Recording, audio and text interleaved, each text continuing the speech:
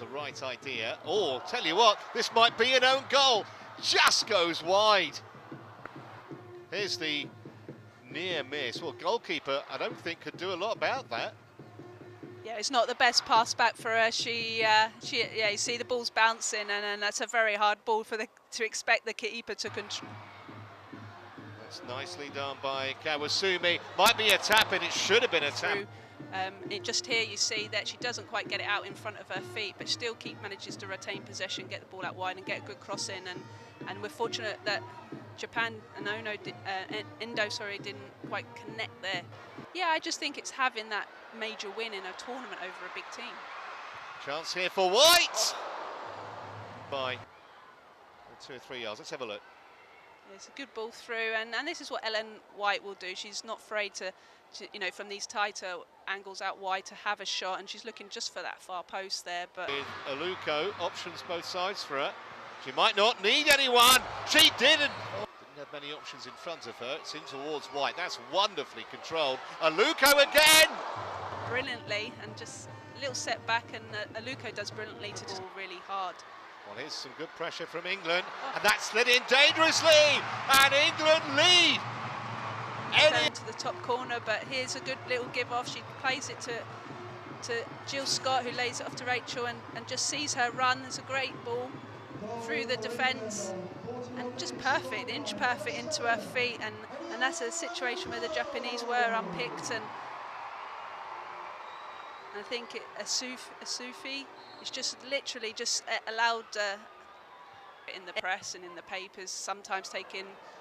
Oh, see Anita in. There's no offside. Asante's in. Yeah, it was good play by England, and Anita's just found a space between the defence and got forward. She's not often in those type of positions, and she's right to have that shot. She looks to try. 6 waiting in the penalty area. It was a poor corner. Well, with Japan, you never know whether this is actually work, because you see Agimi making that run. And they do look to pay to feet rather than aerially around corners, but at set pieces. It's Jill Scott's cross, and it was Rachel Yankee's shot. Just that horrible moment for the goalkeeper. She thought it might loop over her, but saved it safely enough. Yeah, good spot by Jill Scott to pick out Rachel Yankee. She takes it down well, and it's on which I think for most she might have been a bit of a surprise. Oh, Farrah Williams just given again a bit sloppy. Yeah, given it to conceded Ohno. Possession.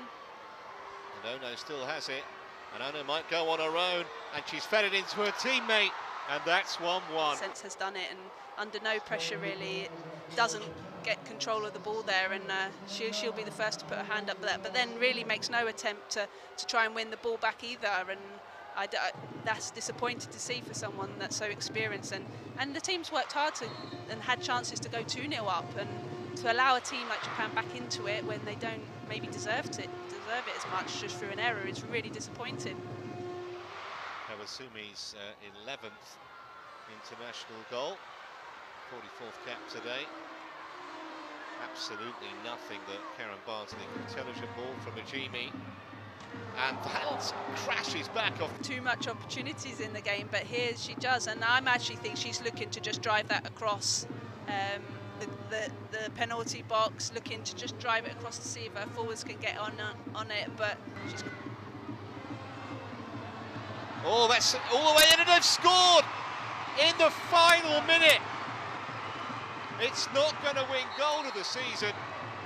Is it Bradley who got the last touch, or has it been allowed? No, it won't be. So it puts it in the back of the net. It's a little flick on by Tony Duggan at the front post, and Lucy, or maybe even Jess. I can't see why that's not been.